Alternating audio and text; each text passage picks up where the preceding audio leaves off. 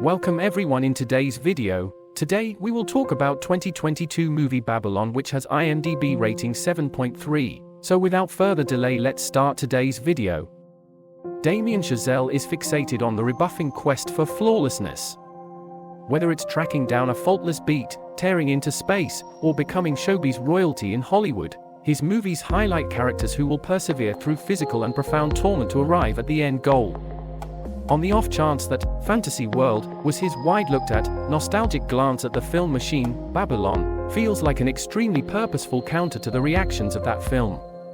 It's an extravagant 1920s period piece about how frequently the cinema pictures that vibe like enchantment are actually the result of unquestionably difficult work, broken dreams, and a ton of karma. Various groupings in Babylon detail how much work goes into 2 seconds of film, whether it's a field of many additional items lounging around while a camera is gotten, or the troublesome flawlessness required while recording sound. Those two brilliant scenes help us that none to remember this is simple, regardless of whether everything looks such a lot of tomfoolery. Is it all worth the effort? That is the intense inquiry. Chazelle offers empty promises to the possibility that this form of arriving on the moon merits the outing, yet he hauls his characters and the watchers through such a lot of cynicism to arrive that accepting him is hard. Babylon is a film of shocking parts, both individual scenes, exhibitions, and tech components. However, it seems like the enchanted touch that Chazelle expected to arrange them in a legitimate manner escapes him. There's something to be said about a film being so vigorously unashamed, yet I felt however controlled and tricked as the Paris in this film who may be eaten up by the Hollywood machine when it was finished. One could contend that is deliberate. A vibe terrible Hollywood film is uncommon, yet it's the distinction between pulling back a shade and basically focusing all over elephant crap. What's more, that is the ticket. Babylon opens, acquainting us with Manny Torres, Diego Calva, a Mexican-American in the city of heavenly messengers toward the finish of the quiet film time. He's attempting to get an elephant to a crazy Hollywood party, the sort of medication and sex-energized issue that was just murmured regarding in the tattered clothes of the time. Chazelle utilizes the orgiastic bacchanal to present his players, including a hopeful entertainer impeccably named Nellie Leroy, Margot Robbie, who grabs Manny's attention similarly as her star is going to rise. We likewise meet the smooth Jack Conrad, Brad Pitt, a quiet film star going to leave his third spouse and be struck by the flighty finger of distinction as talkies come into the image, and the wheel goes to another period of stars. There's a jazz trumpet player named Sydney Giovanna Depo, and the endorsed job of a men's club vocalist named Woman Fei Zhu, Lee Jun Lee. Tattle writer Eleanor St. John, Jean Brilliant, expounds on everything while unmistakable countenances like Lucas Haas, Olivia Wilde, Spike Jonze, Jeff Garlin, and even Bugbear tease on the edges of the story.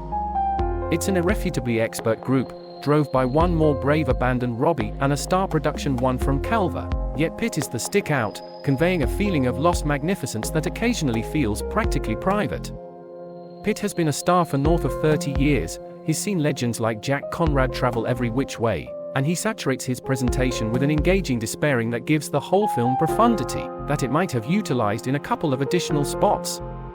Chazelle's aggressive embroidery approach centers around the climbing bends of the pariahs. Manny, Sydney, and Nellie don't comprehend they're important for a framework that values them comparably much as it does the hardware requirements to shoot the movies, perhaps less.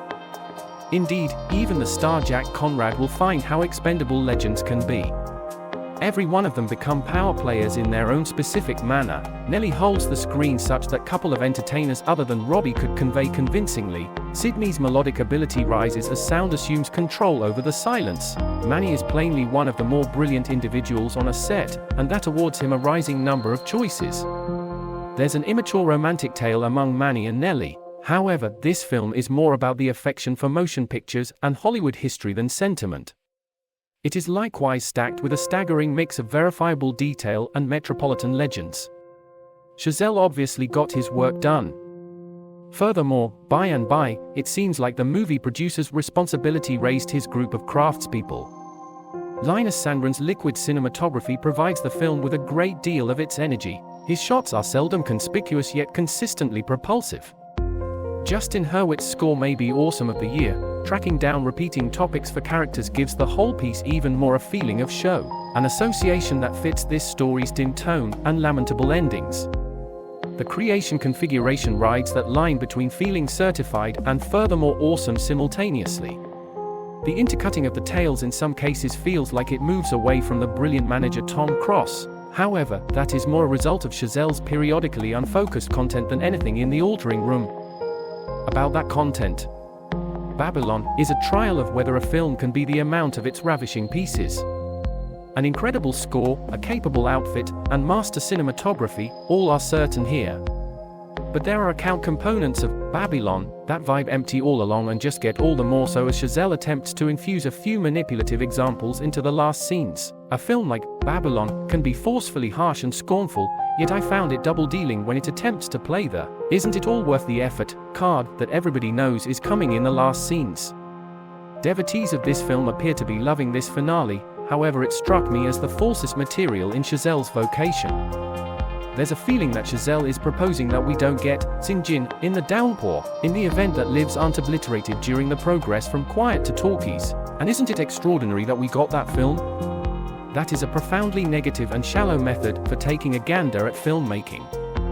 In the event that he believes he's pulling back the shade on a wrecked industry, he uncovers himself to be a piece of that twisted framework eventually. It's as he would rather not truly consider how his cherished workmanship will obliterate its visionaries the same length as his seething party continues onward.